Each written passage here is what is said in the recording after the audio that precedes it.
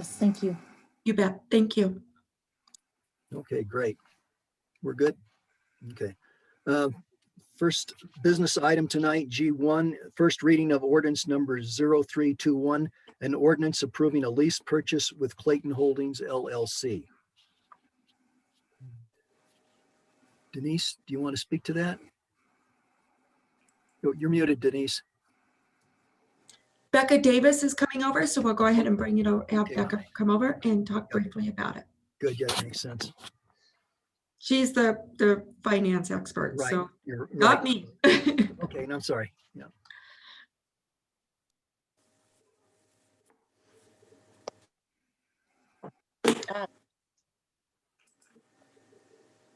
Okay, Good evening, Becca.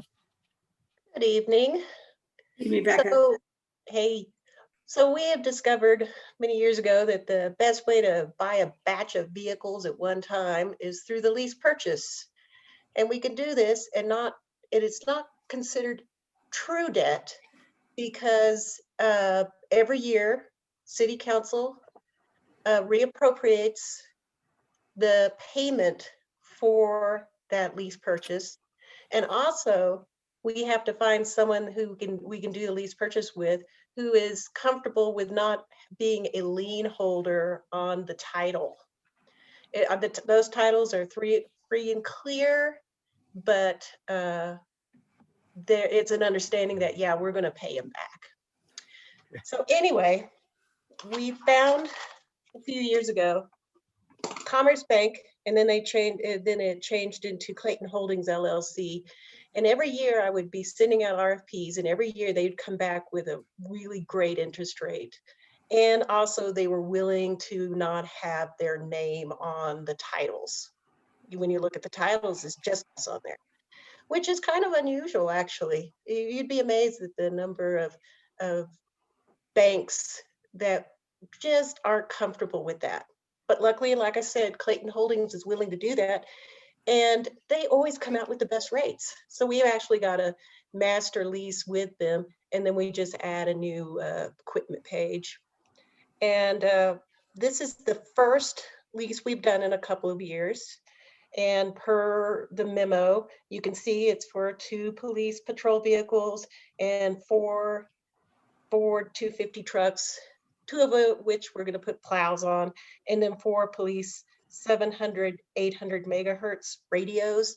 They have that on some kind of program where every 4 years they get, every year they get 4 new ones and retire old ones. And we got 1.37 interest rate, which I thought was great. I still think it's great.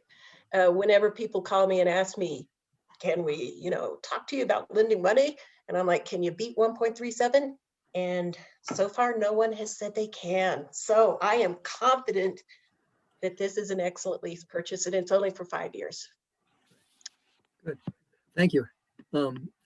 Council, does anyone have questions for Becca? I guess it's very clear. 1.3 is pretty attractive. Well, if there are no questions, I would entertain a motion. I move approval of ordinance 0321, an ordinance approving a lease purchase with Clayton's Holdings LLC. Thank you. We have a motion. Do we have a second?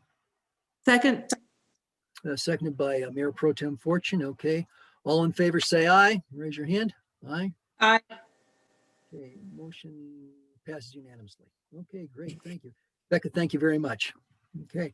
The next item is the city's emergency operations plan and signature approval. And I believe we're going to have Chief John Forsett to present on that. So Judy, if you could bring Chief Forsett over, please.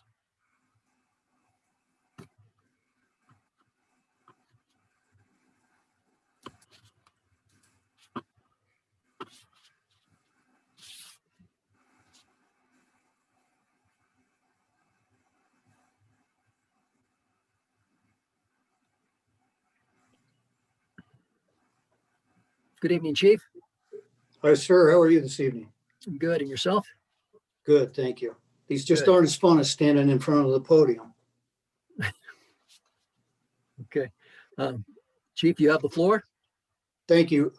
This agenda item is basically just what it says. I'm looking for approval for the mayor to sign the emergency operations plan for the city. Prior to this city council, prior to our current police chief, when Joe Ribeiro retired, the previous city council shifted the responsibility for emergency management back to the fire department, and specifically under the management of the fire chief as the emergency manager.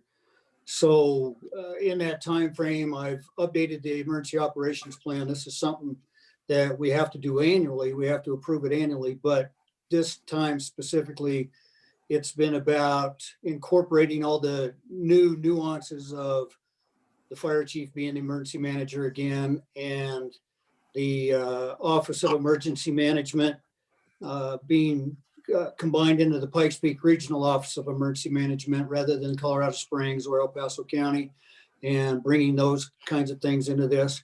And also there's some difference in succession, which you may not see in your packet as far as the update, but we have a deputy city administrator now, which we didn't before, and a couple other things happen in public works. So anyway, it's the overall plan itself hasn't changed tremendously, but just lots of new things in the new management of the emergency operations plan. So the emergency operations plan is really a multi-layered document. It consists of the operations plan itself, which I gave you the basics, which talks a little bit about continuity of government, which is another part of the plan that's not included in this.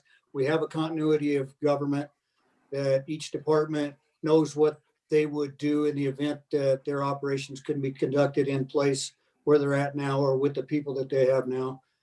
Some of we've been able to practice some of that with the current pandemic. It talks about the role of city council, most particularly the mayor, and then the role of the senior officials, our city administrator, the department heads, et cetera. Then there's a annex section of it that speaks to specific roles and responsibilities of specific type of emergency incidents, to include how we manage vital records, things that Judy has to manage in the event of disasters, and finance, what they need to deal with administratively to recoup costs and recover things like that.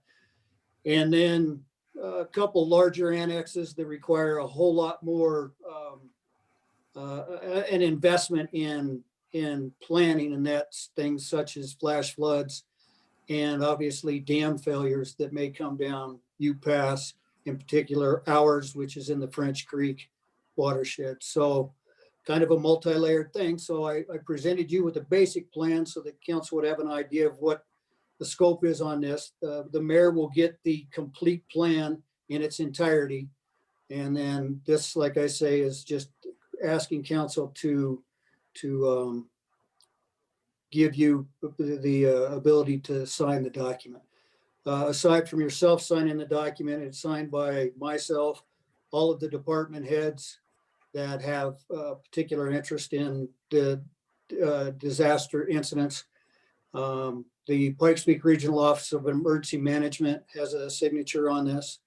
So it's a well managed document, I'd say. It's been reviewed by many folks.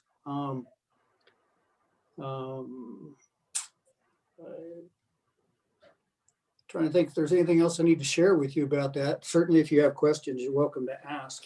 I guess I did want to say to you that when you became a new city council, I was in the planning stages back last February, March, to bring in the folks from El Paso County, from Pikes Peak Regional Office of Emergency Management, as well as the state of Colorado Emergency Operations Management, to provide you with the, I think it's G042. It's basically a overview for senior officials and executives in the National Incident Management System. It's about a 2.5 to 3 hour class that I expected to put on for you in April. And I want to go ahead and continue to make that happen as soon as I can in the near future. So we'll have to do some planning to get everybody together for that. That way you really do understand your role in disaster declarations and delegation of authority and your role as a policy group and how to assist incident managers deal with resource requests and financing. So that's still to come. And I look forward to that and having you all be a part of that. So. Chief, thank you. Denise, comment? Yeah, I just want to mention, last year in 2020, we were planning to do a couple of tabletop exercises, but due to COVID-19 and other things that occurred, we were not able to do that. So hopefully in 2021, we'll be able to do a couple of tabletop exercises and work through this, since we have new directors as we manage through the emergency. Unfortunately, we've had practice lately with this, with both the fire and the pandemic. Good to train under less stressful conditions. That would be good. Council, do you have questions or comments for the chief? Mayor Pro Tem? Sure. And Chief, it's always exciting to me to read plans. I love plans. Literally, that's what I spent a lot of my life doing. So, and at the same time, partnered with that obviously is training and, as Denise said, exercising or wargaming as we used to call it. So Denise, I'm thrilled that you're considering a tabletop, because we haven't, since I've been on council, we've not done anything like that, although we have had some of the training 2 or 3 years ago. But Chief, do you think that do you feel that what we have done to date is sufficient, or do we need to do more training and exercises to the plans? For instance, at the incline fire, there was some miscommunications for the people up on Ruxton as to if they should evacuate or not. And those are sorts of things that, communication is always one of the very hardest things. And that did kind of not go as well as one would have hoped. So, and we have had real life experience with it a lot, but do you see a need for much more exercising of the plan, given that it seems like disasters are happening more and more frequently of late? Well, sure. Aside from what I think is important here is a tabletop for you folks to understand your role, but obviously community drills, evacuation drills and those types of things are very important. Not only do they make people thoughtful, because especially in Manitou, our greatest difficulty is small roadways, steep inclines, etc. And what you find in an evacuation, the greatest difficulty, I'll give you an example, the greatest difficulty that Colorado Springs had in evacuating for Waldo Canyon and the Mountain Shadows areas wasn't the people leaving their neighborhoods. It was the people who were at work who found out that they were being evacuated and wanted to rush home and grab some things. So it's all about public education. And sometimes the only way to manage that public education is to drill and create scenarios that we're able to bring that to the forefront of folks' minds and practice it. As far as communication goes, there's many methods out there that we communicate with the public. We have the emergency notification system, which is what we use for the incline for pre-evacuation notice through 911 and numerous others. We have our siren, we have social media, we have our PIOs who are talking to our local medias. Lots of stuff out there, but again, it's whether people have access to it and understand what it is that they're viewing and or hearing. Thank you, Chief. Do we have other questions? Okay, not seeing too many other questions. I guess, Chief, you do a good job of explaining things. So, Thanks, sir. Appreciate it, everyone. a well-crafted, well-considered plan. That said, I would entertain a motion to approve. I'll move that we approve the signing of the mayor's signature for the emergency operations plan. Okay, thank you. And motion, do we have a second? Second. Second, okay, we have it seconded by both the Mayor Pro Tem and Councilor Wolf. Okay, all in favor, say aye. Raise your hand. Aye. Motion passes unanimously. Great. Thank you very much, Chief. We appreciate your work and keeping an eye on us. Okay, thank you. Great, thank you. Take care. Okay, that brings us to item G3, the discussion of the Carnegie Library Engineering and Design RFP. I will say before we get started on this very far, I've had been contacted by a few members of the public. They've expressed an interest in wanting to comment on this. So what I'd like to do is to start off, to go back to the original RFP, and Christine can brief us quickly on that and call out the salient points. Then I would ask Councilor Wolf to, address her concerns and her ideas. And then if we could kind of just quickly go around the table, as it were, and get a sense of what council members feel like, we'll go and we'll entertain public comment. Again, anticipating the comments would be about 3 minutes or no more than that. And then we'll come back for a council discussion and presumably take action. So with that, Christine, would you like to kick off? Sure. Good evening. Good evening, Mayor Graham, City Council and Community. My name is Christine Ames Lowenberg, Planning Director. This evening, I've been asked to appear before City Council to address the Carnegie Library RFP for engineering and design. At the request of Councilor Julie Wolf, supported by a 4-3 vote, staff and council will discuss the draft RFP prepared by staff. This agenda item begins on page 96 and ends on page 120 in the council packet. My goal for this evening's discussion is to understand council concerns and proceed with the finalization and release of the RFP for the historic Carnegie Library building. This matter is of great community interest, as you just mentioned, Mayor Graham. I've received numerous calls and emails during the last 2 weeks. It is my understanding many of those communications have also been sent to City Council. To provide context for this agenda item, please allow me to provide background as well as what was provided in the staff memo. Before I do that, though, with all sincerity, I bring professional experience and perspective to the advisement I provide both to City Administration and City Council on this matter. My professional experience is directly relevant to this project and the discussion we are having tonight. I ask that Council receive my presentation with that understanding. I have managed major design, engineering, and construction projects for a number of years across the United States. So managing architects, civil engineers, surveyors, and geotech scientists is certainly an area of expertise I feel comfortable in.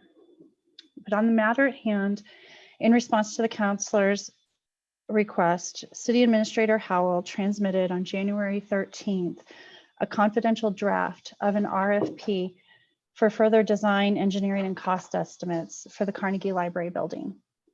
Because there is already great interest in this project, it was transmitted confidentially to ensure the integrity of the bid process and no potential bidders are provided an advantage. At the January 5th regular City Council meeting, Councilor Wolf expressed concern regarding the RFP and the number of design alternatives the consultant would produce, and requested Council receive a copy. Therefore, Councilor Wolf did receive from City Administrator Howell this copy. City Administrator Howell reached out to her to ask for any recommended changes to the RFP, understanding that it was related to the number of design alternatives. Councilor Wolf submitted her proposed RFP and presented to City Council via email. Thank you. Customarily, City staff prepares RFPs to ensure compliance with applicable ordinances, resolutions, municipal code, as well as state and federal guidelines. Staff's intent is to follow the direction of council and ordinances and resolutions approved by council. I do seek further guidance from council on this matter tonight.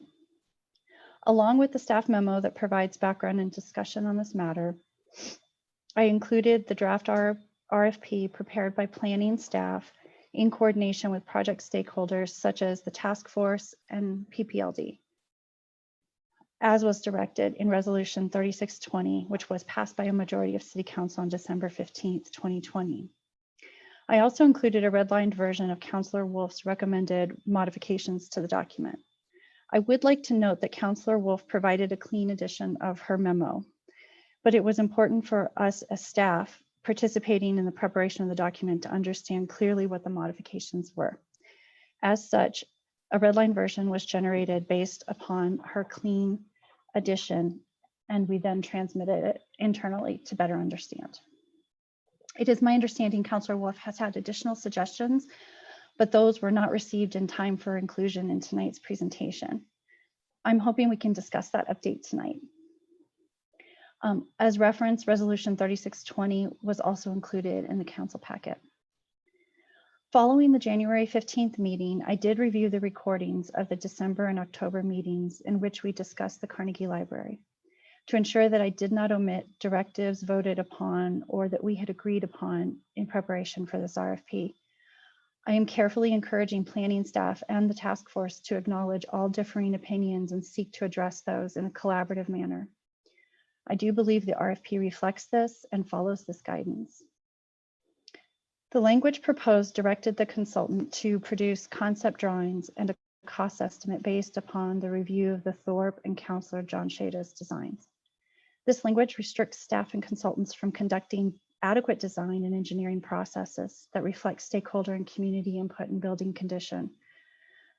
The reference of a member in City Council in this RFP may put unusual and undue pressure on the consultant to satisfy that council member and council as a whole. I'm concerned about that for your group.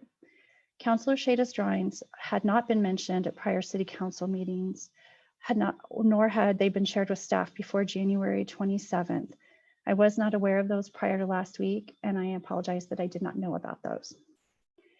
As previously discussed, it is imperative to understand the prior Thorpe drawings were provided in a conceptual format and are subject to technical examination, which can only be done through the issuance of this RFP.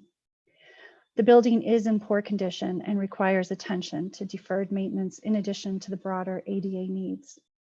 Staff and consultants are actively assessing the building's condition at this time. The final report will be one of the resources for the architectural and engineering team awarded this, ultimately to determine what is feasible with the structure as a part of the overall design. Further considering the proposed modifications by Councilor Wolf, the project schedule was removed in the proposed changes. We developed the detailed project schedule with deliverables in coordination with capital campaign efforts, council calendar, and the task force. I would ask that this be included. Staff recommends a process that will take into consideration current investigation of deferred maintenance, the deficiency, and the structural repairs necessary to the building.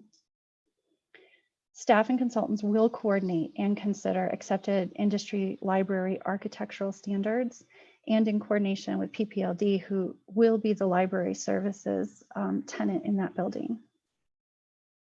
Engagement with Ward 1 is imperative because the Carnegie building is located there. The process will be efficient and well managed.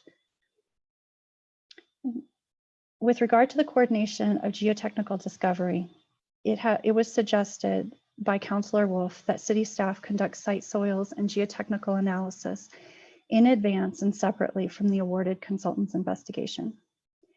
I do not believe this is the best project management or engineering practice for this project. The project should be managed to ensure liability of the final design, and the site work rests with the consultant. The consultant will be asked and mandated to provide plans that bear his or her professional stamp. The intent of this item is not clear, nor what project management proposal this is coming from. Staff does desire more input about this statement and the necessity and the purpose so that we can better accommodate that. With that, I look forward to this conversation and hope to map a path forward this evening on the RFP. Thank you.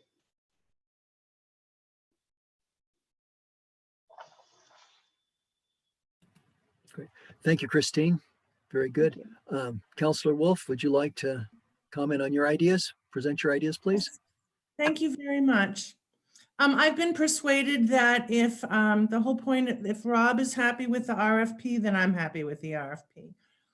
I was under the impression initially that there was a significant portion of the community that was concerned about the cost, the likelihood or unlikelihood of getting so much money for our library anytime soon, and the impact on Ward 1 to have such a sizable increase in the size of that library. But we ended up really hearing nobody from Ward 1 coming forward asking that there be more consideration of a smaller footprint on the library. And I didn't hear anything from Susan. And so I realized, oh, there isn't really that much support, I guess, for looking at a smaller version. So if Rob wants, and I understand that Gerhard has decided he does not want his sketch to be used because he's hoping to be hired as the architect on this, I guess. Or he's working with the match group and trying to promote the Thorpe plan or whatever, for whatever reason. Anyway, so I withdraw all my concerns and requests for changes. And if this is what Rob Dannon thinks his group needs so they can start with their fundraising efforts, then that's fine. And then my thought is we can always revisit this down the road. If it looks like nothing much is happening in 6 months, then maybe we want to talk a little more about at least making that building ADA accessible. Thank you, Councillor Wolf. That seems like a very gracious position you've offered. Thank you. At this point, That's the first time you've ever referred to me as gracious. I will remember this day in eternity. Okay. And I'll try to do it more often then. Okay. Okay. Maybe we'll start a new Groundhog's Day tradition. This is the day, so we'll repeat this over and over. Okay. Maybe that's great. Well, thank you.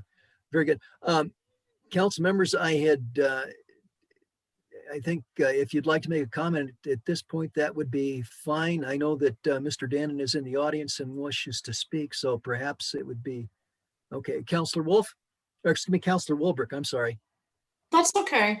I just wondered if when the Library Task Force speaks, I'd like to know what kind of outreach was done with Ward 1. Did you knock on doors? Did you call people? Did you walk the neighborhood? Because I haven't seen any reports on that, and I'd certainly like to know what kind of outreach was done, especially to those who are close neighbors to this project. So that could be something that could be addressed when they have a chance to speak. Great, thank you. Do we have any other councillor comments at this time? Councillor Chandler, please. I really appreciated doing a thorough review of the RFP from planning, and I was quite impressed with it. It answered all of my questions. I had a number of questions. They were all addressed in the RFP, including that there will be up to 3 designs submitted, and that there will be a conscious effort to engage in library design professionals, and also that there will be another community engagement in phase 2. So that was addressed.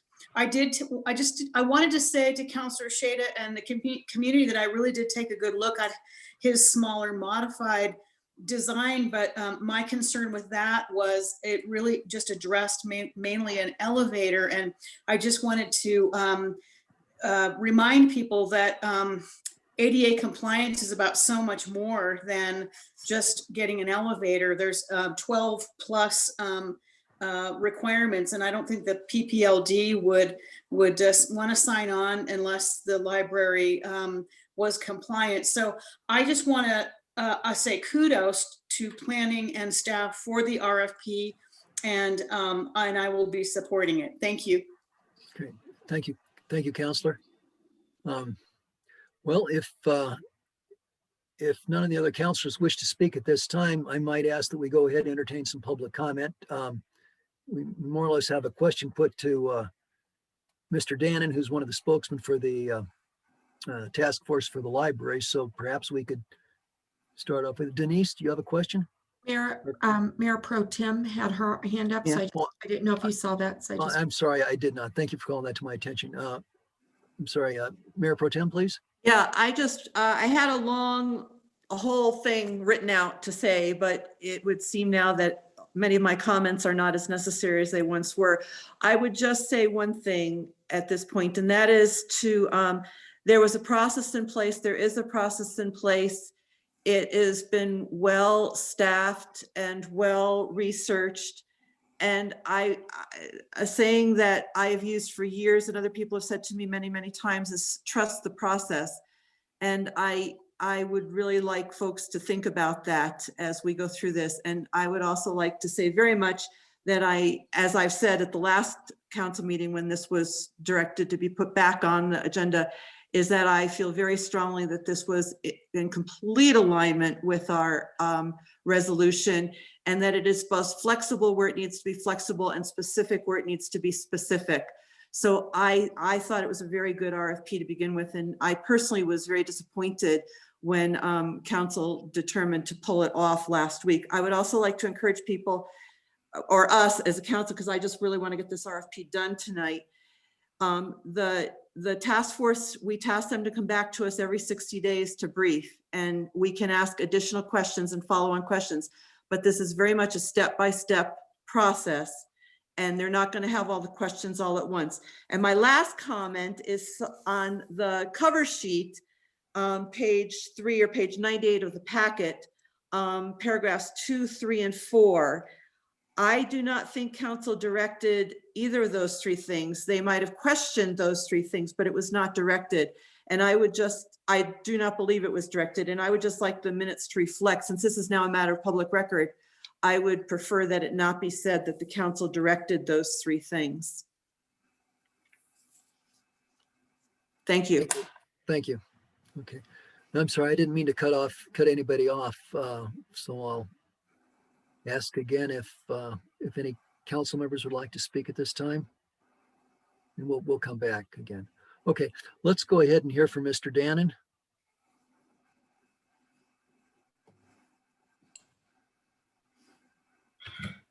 Hi, am I there yet? Your voice is, we can't see you. I'm halfway there. That's good enough. Well, thank you for this opportunity. And like Mayor Pro Tem Fortune, I had a 2-page list of talking points as well, but it doesn't seem to necessarily be relevant at this time. And I want to first off by saying that that I am the task force, which I'm representing, is looking forward to getting back on track and to continue to work cooperatively and collaboratively as we have in the past to move this project forward.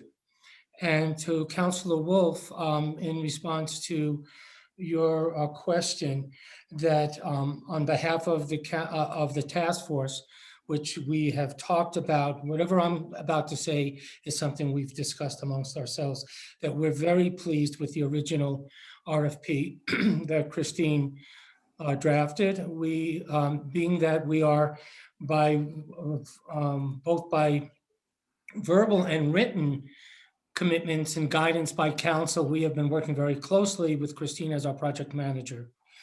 And she shared with us her draft of the RFP before presenting it to council for any thoughts from us. And it is reflective of how we feel we can move forward productively, starting with the capital campaign. And so it is quite reflective of the efforts that we've started and will continue to work on. So to answer your question again in the affirmative, yes, we are very pleased to have that reconsidered tonight. A couple other things is, if that answers that question, I'm also be more than willing to answer any of the questions that council may have. But may I say, Julie, and I understand that we need to be held accountable. In your mentioning of the 6 months, we'll look at it in 6 months and make a future determination. Please understand that this is a 2 to 3 year project, and we have been paused at times in our projection of moving forward. And so who's to say that there won't be other areas that we might have to pause and regroup again. And so 6 months is a quick turnaround. We will come to you every 60 days as we promised, as you asked us to. Our next 60 days is next Tuesday. And we are, I believe, going to be with you at the work session. And so we'll be submitting our 60-day update report with the idea of answering any questions that council may have, acknowledging what we've done, what we have done, what we are doing, and the accomplishments that we've succeeded on. So please understand that 6 months, you will see progress every 60 days. But I don't know if we can say we are at a point of reflection to say this is not going to work. We're looking at this in the long term, and the long term is longer than 6 months. And to Councilor Goldberg's question about canvassing Ward 1, we have a one of our subcommittees is the Community Outreach Subcommittee, and I believe some of the members from the task force who sit on that committee are here, and they can speak to it better than I. But we have not gone out yet in canvass because we're still in the development stages of what we're going to canvass about. With the RFP and the decisions made on that will give us clearer answers in which to speak to not only Ward 1, but all community members. And since we've had to pause, we're still working on the strategies for that. We are in the development of a very vast PR plan that we will be more than glad to share with you. And, but that's the reason, and again, others in the committee can speak to it as well. That's the reason why you haven't seen any of us there yet. We do have not only your ward, but we want to pay particular attention to it because, as Christine said, it's located, the library's there. But we have an extensive outreach to the community just to get feedback and share ideas and that sort of thing. So with that, I'm open for any questions. Councilor Wolf, please. Rob, so 2 or 3 years before you get the money to do the job, is that what the 2 to 3 years is? No, we're looking at a whole window of 2 to 3 years from now until when we can all go in and enjoy the library. Well, what's your time frame for when you're going to get enough money to do the project? I'm not asking you to include time for construction, but how much time do you think you need to get the money together so we know if it's likely to happen or not? You obviously have a time frame with the 2 to 3 years. So what's the time frame to get the money? The time frame, from my understanding, when talking to consultants that have been working with us now on a volunteer basis, and we're looking to bring on another capital campaign consultants, is in there, and this person that I'm going to be referring to has done major capital campaigns and large donations. And also talking with city staff. We've been in communication and meeting with city staff. And their threshold in terms of going ahead with the design is anywhere from to 70, 80% of the money committed. Once you reach that commitment level, then you can start on construction. Again, Christine would be able to better speak to that, but that's what we've been told by those who do this sort of thing. Rob, that has nothing to do with my question. I'm asking you duration. Do you think you need 24 months to get the 80% of the money together? Do you think you need 36 months to get 20% of the money together? How much time do you think you need to get to your 80% that you said? I don't need to know about how wonderful your consultant is. I'm just asking you a time question. Well, I'm sorry that you took that as not the proper answer. But the reason why I told you that is because, and I see Denise wants to add something, but the thing is that it all depends on And I'll give you a final concrete answer after I say this. It all depends on how quickly we can get to the capital campaign. That's been put on hold. So if it gets put on hold for other reasons later, what I tell you now, you may come back to me and say, but you told me this time. To answer your question though, I think this will answer your question, is for the 2 to 3 year, let's say the 3-year window, that the construction would take place in the final year. And do you think the building should sit vacant for the next, until that happens, I assume, or do you have other ideas? Well, we haven't discussed that. We're pleased that the library is moving temporarily to the MAC because that takes care of that issue of where do they go when construction starts. But it's not inhabitable by what Christina said. It's not ADA compliant. We assume, again, I'm just speaking for myself because we haven't discussed this at all, is that it would sit vacant. It would, maybe some of the maintenance that Christine addressed would be worked on during that time. But it's not inhabitable for the reasons why the library is moving out. I hope that answers your question. Yes, it does. Thank you very much. Sure. Denise had a comment. She has experience in capital campaigns. Perhaps that's what she'd like to address. Denise? Yeah, I've sat on several boards that have decided to do capital campaigns in the process. And it does take a little bit of time as you go through. You have a consultant come in and there are certain steps that you have to follow in order to make sure it's successful. So once they really look at what the cost will be, then they do a feasibility study.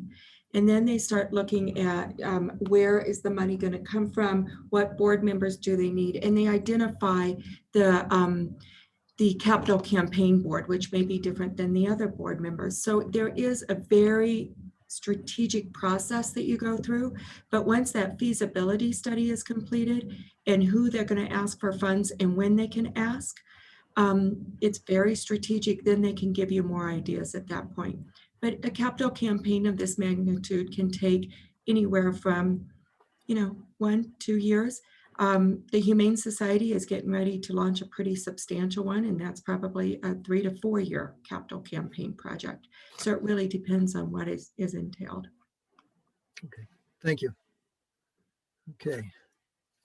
I do want to mention, I know, Rob, you mentioned that you're going to put this on the agenda for next week for a work session. Well, I do not have that in an agenda item now, so we may have to move that to March. Yeah, that's a good point. Yeah, Rob, there's, we, again, just to echo Denise's comments, we have a pretty full agenda for the next several weeks. So we may ask to move that back a little bit. Yeah. Would you still like our 60-day report, which would be due this next week? Just as a document for your packet. And whenever you would like for us to come, we would love to come and sit down and discuss the details to where we are and questions that you may have at any time. Yeah, I think that the information would be helpful. Yeah, so certainly feel free to forward the written report, and then we'll plan on trying to get together and have a little FaceTime and ask questions and so forth, get a better picture of what you're up against and what our role might be. Okay. Sounds great. Great. Thanks, Mr. Dannon. I believe we had several other people who wanted to speak to this item. The complexion of the issue has changed a little bit. My sense is that if council were to vote now, we would probably go back to the original RFP. There were some people who wanted to speak also. If I don't want to preclude them.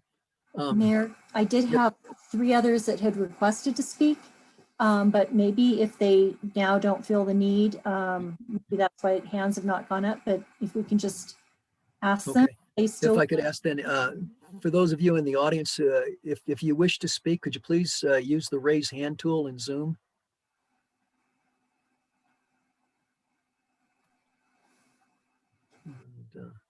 Okay. I see Mary Pulvermacher's raised her hand, so if we could bring Mary over.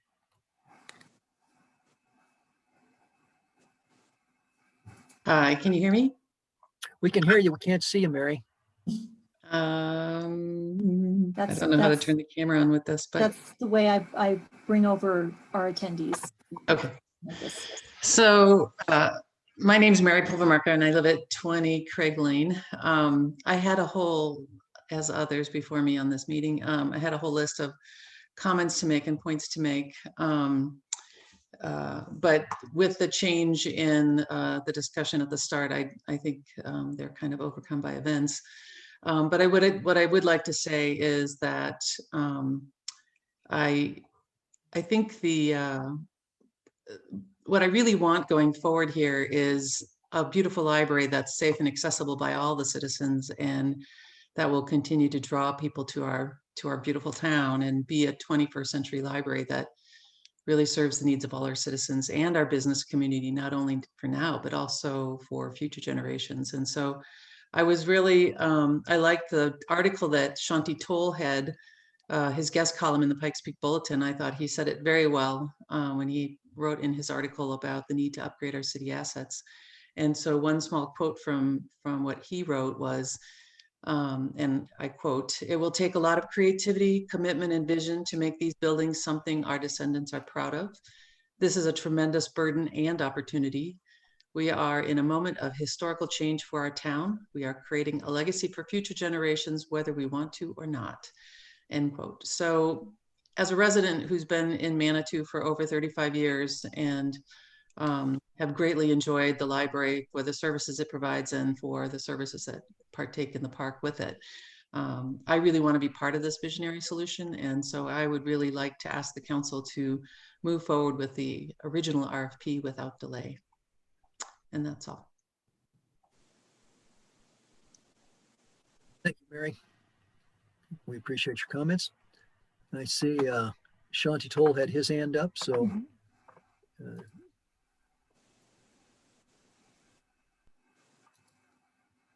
Okay, can you hear me? Yes. Okay, I'm just really pleased with this discussion. And I'm coming on not as a member of the task force on the library, I'm coming as a citizen. I really want to thank the citizens of the group that is the task force that is taking so much time to do this. And I want to thank you as City Council of paying attention to this. It's clearly something that we're all proud of. And so I just want to thank the City Council and all the people that have worked on it and the staff. So good job, everybody. That's all. Okay. Thank you, Shanti. Thank you. Good. I see hands up now. Rob Dannon again, and also Audrey Hilliard, I believe. Let's bring Audrey in next. She has not spoken yet. Or you brought Rob in? Yeah, I'd already just clicked, sorry. Oh, that's okay. Well, I guess he had his hand up first. So if he's here, let's go ahead with Rob. Yeah, I'll just take a minute. This may be my closing arguments for tonight.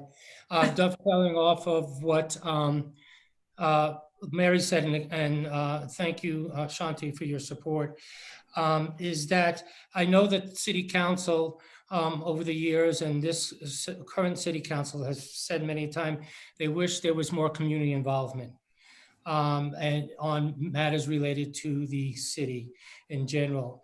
And here you have a group, a representative group from the community working very earnestly and very not hardly working. We are working very hard in making this thing a reality. And so I just want to let you know that some of your wishes are being granted. That thank you for allowing us to continue to work with you as a community-based group in partnership with the city and PPLD to make this project happen. Thank you. Thank you.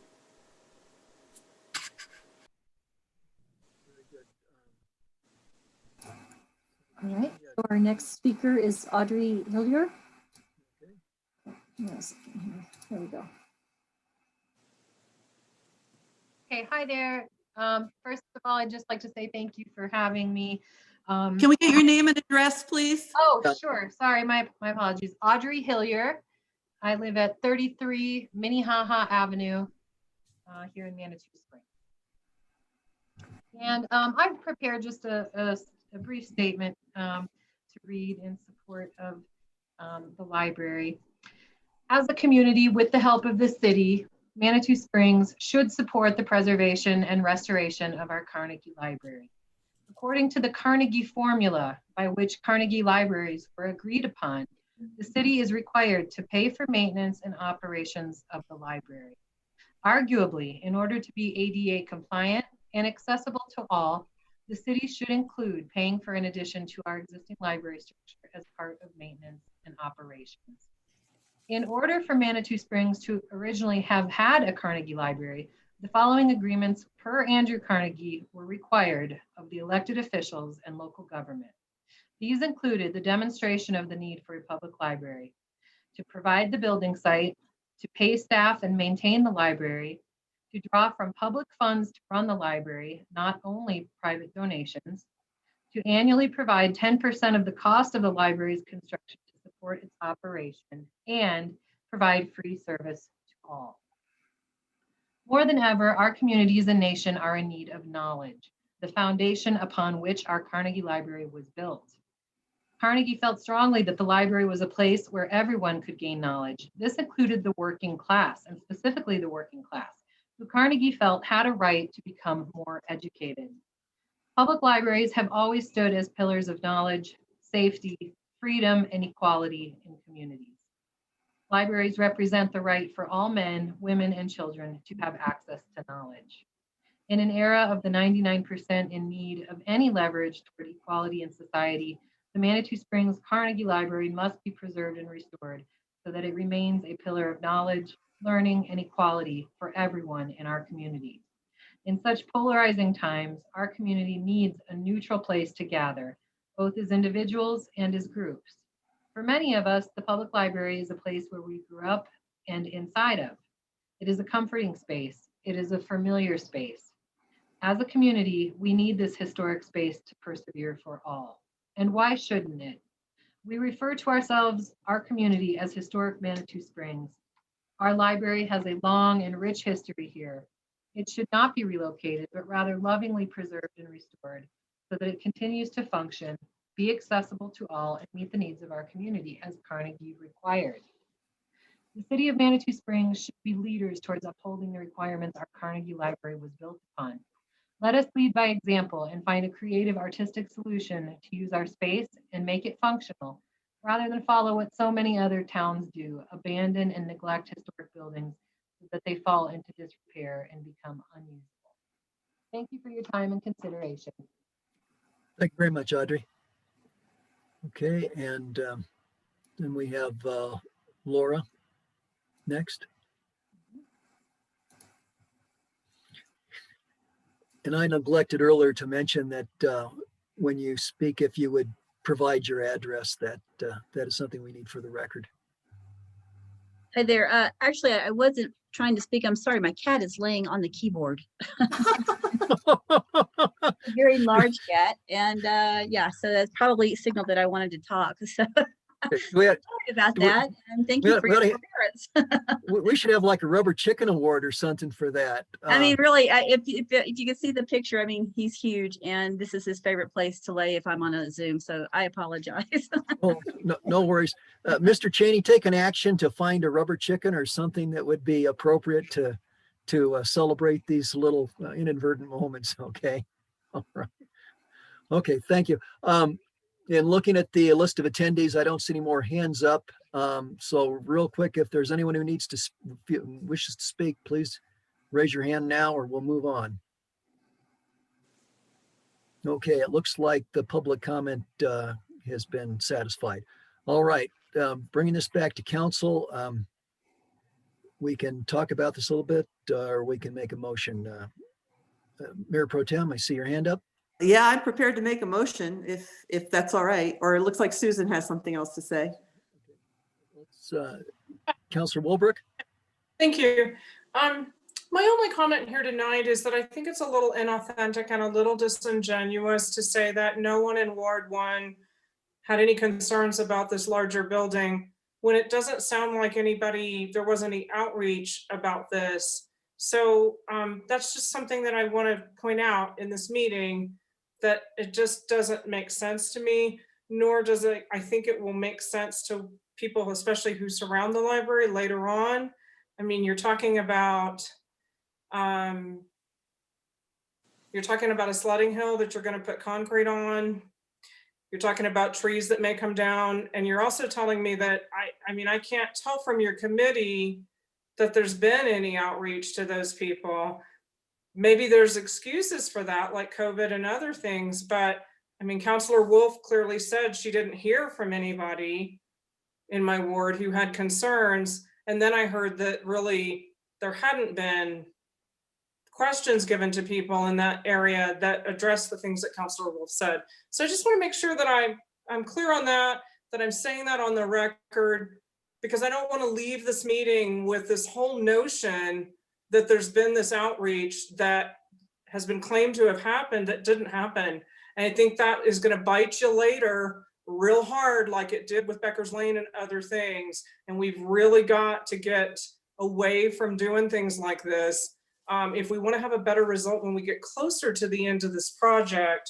I would also really, really encourage us to always be thinking about our climate action resolution when we start talking about these kind of capital improvements. And then also, it's a post-COVID world. These plans were drawn up years ago. And a lot of the correspondence that I got had a lot to do with things that I'm not sure how meeting space is really going to look post-COVID. And I think it's a little too early to tell. Those are my major comments about this evening, and some deep concerns about saying that there's been outreach or no feedback when in fact there's been, from what I can tell, no outreach. Thank you, Counselor. Thank you. Very good. Mayor Pro Tem? And I appreciate Susan's concerns. I think they are very important and very valid and need to be taken into consideration as we continue down this path. But for now, I would like to make a motion that we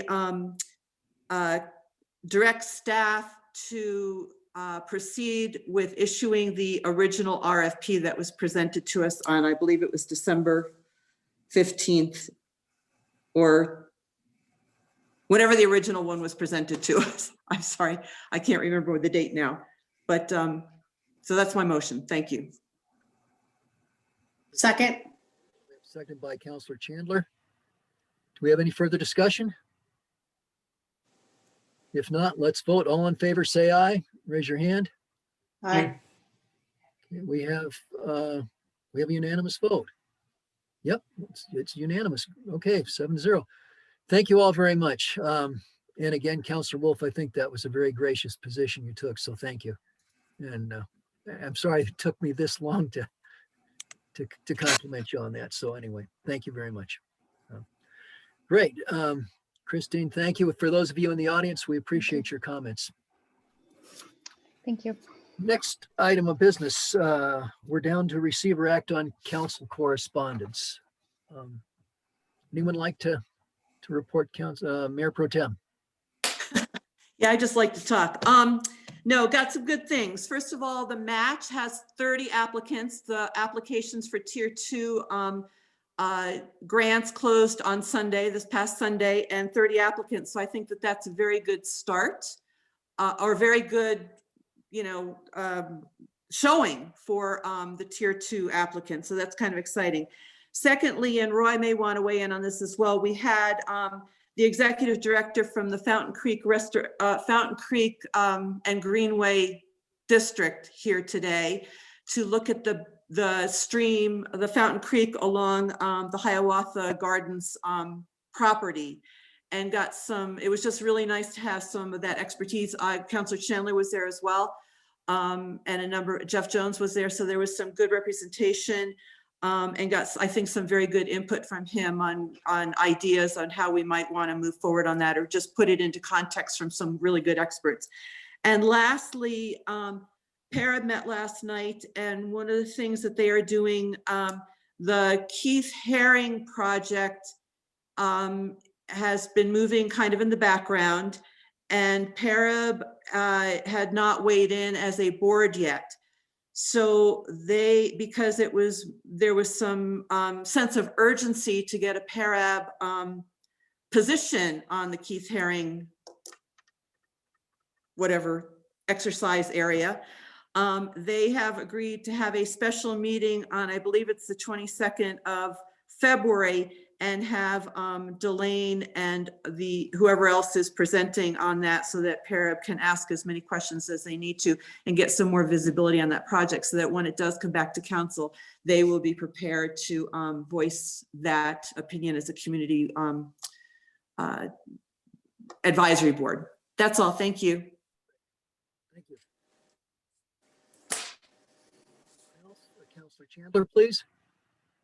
So yes, OSAC met the fourth Monday of January for the regular meeting, but also for the annual retreat. So it was an awfully long time to sit in a Zoom meeting, especially for outdoors people. So kudos to the group and Michael Mayo, our fearless leader. So the group focused on accomplishments of 2020 and looked forward to building consensus around what the 2021 goals are, which is going to focus on an ongoing trail maintenance and acquisition of new properties for future outdoor space.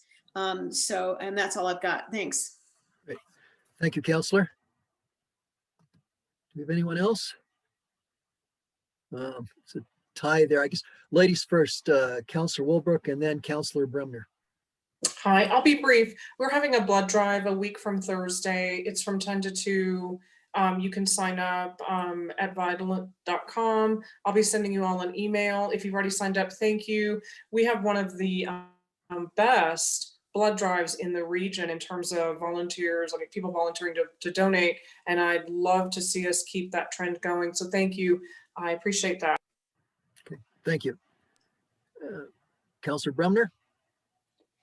Yeah, Judith, Denise, and the acting police chief, Bob Otto, and I met about providing some type of warming place for the homeless people when the temperature really goes down. And I'd just like to really commend Denise, because she reached out to Manitou Springs Foundation and got a $1,000 donation for the St. Andrew's Church, so that they could provide hotel space or bus tickets for people that are in need. So I really felt like that's an important thing.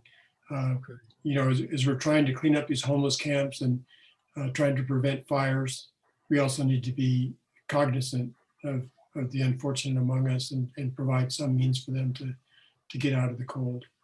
That's all. Boy, it's a good point. Thank you, Councilor. That's good information. And thanks to everybody who was involved in that. Very good. Anyone else? I guess I'll just mention to follow up a little bit on the Mayor Pro Tem's comments about the Keith Haring exercise facility. On January 28th, I believe there was a little Zoom meeting, and Manitou was advised that we have been selected for the award. There's a number of things that go with that.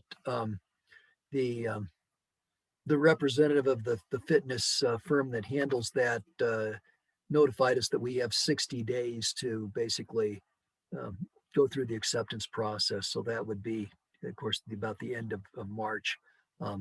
So this has been referred to Parab, and I think there's some interaction going on that. We would expect to see this come before council at a work session, probably March the 9th. I think that would give some of the boards a chance to take a look at this and be able to present intelligently to us. So that's about all I've got. There looks like there being nothing else. Let's go on to the city administrator's report. Mr. Cheney. Yes, just to let you know, Mary Ellen Montgomery, Lynn Johnson, and Chris Hogan, we all went out to the Cannon lot and Hiawatha to kind of look for places we can plant some more trees, and also kind of improve some of the drainage in the area to allow the water to soak into the ground, et cetera. So some of those good ways to protect the earth. So we're going to set up a plan for that.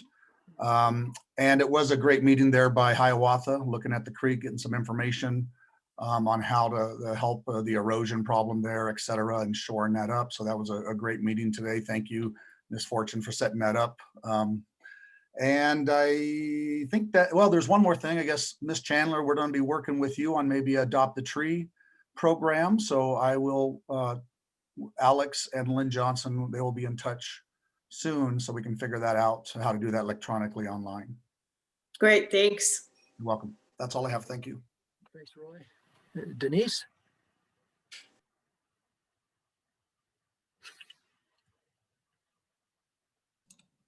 Sorry, I was on mute. Couple of quick things. Thanks for bringing to our attention about the town clock yesterday. And Public Works worked really quick and we got it fixed as of this morning. So thanks for sending that to us immediately. I do want to give a shout out to staff. They're really staying on top of the C-Click fix and what's happening there. So I want to recognize them for those things.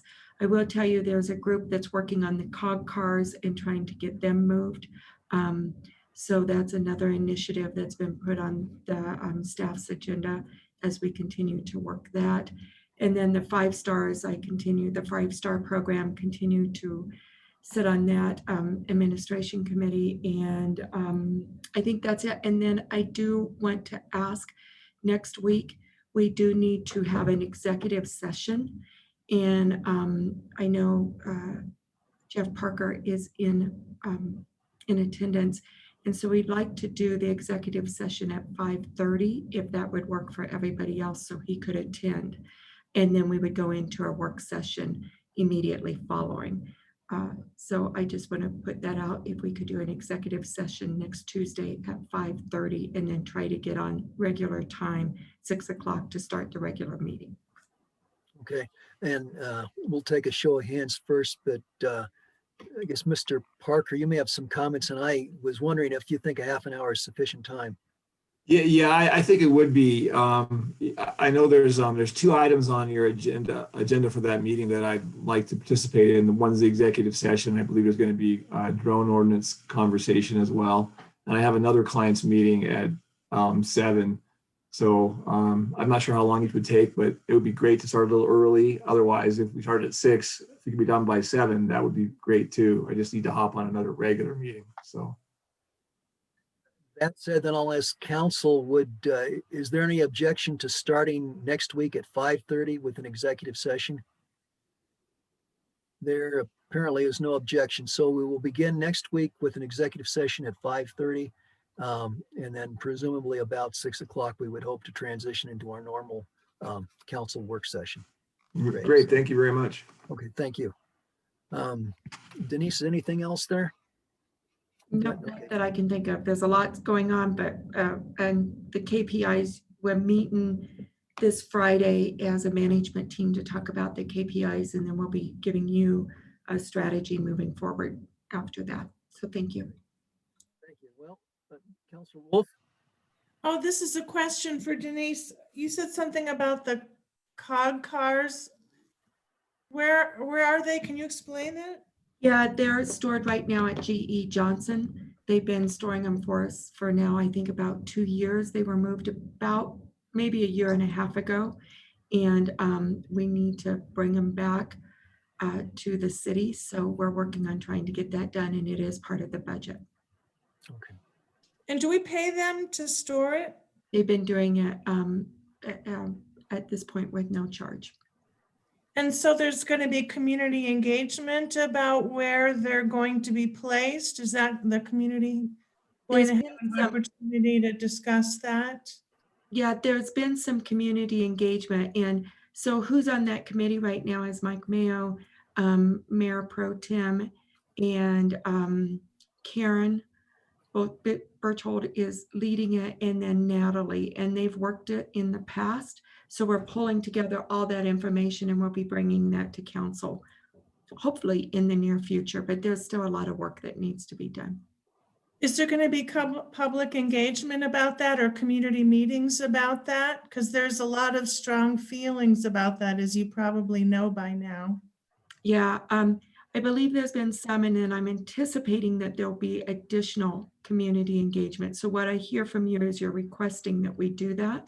So we'll bring that back to council of the plan moving forward, and then we'll go from there. Thank you. Very good. Okay, thank you. Well, I think we've covered everything we intended to, so I would entertain a motion to adjourn. I move to adjourn. Second.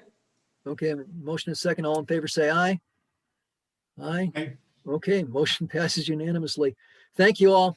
Take care. Have a nice evening. Thank Bye-bye. you.